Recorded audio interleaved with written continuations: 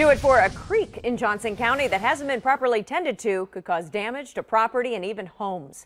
This is Rock Creek that runs through Mission. The city council there says it is looking at ways to reduce the erosion from the creek because it is starting to cut into parking lots that border it. Also worrisome, the creek has become more prone to flash flooding here in recent years. KCTV5's Nathan Vickers spoke to a woman just downstream who dealt with one of those floods. As he explained, she's afraid it could cause more problems down the road. Rock Creek was just a trickle when Robin Norris bought her home more than 30 years ago. Well, I felt fairly comfortable buying it, even though it was on the creek. But since then, the community around her has grown.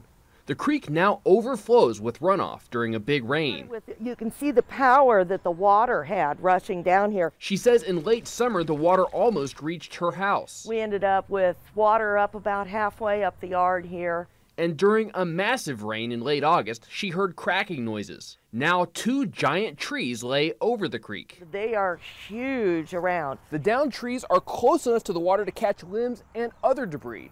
Norris worries that could create a backlog during the next big rain. My fear is that as it gets colder, the ice starts to build up. Just brush in general is going to start to back up there, and it's going to cause a dam. So she called the city of Fairway, but found out the city could not remove the trees. They didn't feel it fell under their jurisdiction. They thought it fell under KDOT. So they forwarded my email to KDOT.